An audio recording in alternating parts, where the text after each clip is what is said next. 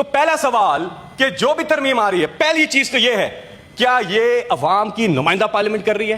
वो मैंने आपको बता दिया कि कैसी नुमाइंदगी है, लोगों के वोटों से तो आई नहीं है।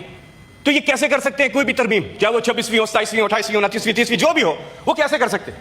और फिर जिस लीडर को पूरी कौम ने इलेक्ट किया कि आज 8 नवंबर है जी, कल 9 नवंबर शायर मशरिक हमारे कौमी शायर अल्लामा इकबाल की यौम पैदाइश है, और जो हमें हमारे कायद-ए-आज़म मोहम्मद अली जिन्ना और अल्लामा इकबाल ने जिस किस्म का पाकिस्तान चाहा था, क्या आज हम उस पाकिस्तान में हैं?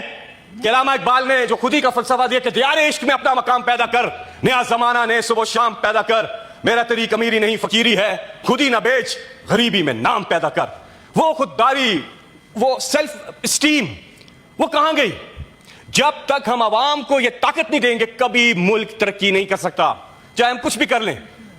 वो आवाम जिसको हर 5 साल के बाद, कभी 6 साल के बाद, उसको जाके, बहुत कम होता है, उसको मौका मिलता है कि वो बैलेट का रुख करे और अपनी मंशा का इजहार करे। एक तो हमारे मुल्क में उसको मौके कम मिले, लेकिन जब मिलते हैं तो उसकी मर्जी को माना नहीं जाता। तो कैसे अवाम की नुमाइंदगी हो सकती है? कैसे कोई तरमीम हो सकती है जिसमें अवाम की मंशा शामिल ना हो? क्या पहला सवाल तो यहां उसका जवाब मिल ही गया कि अवाम की नुमाइंदा जमातें नहीं है इस वक्त, ये नून लीग और पीपल्स पार्टी और बाकी दीगर, ये खुद बता सकते हैं कि इन्होंने इलेक्शन नहीं जीता। ये खुद बताते भी हैं इलेक्शन नहीं जीता इन्होंने।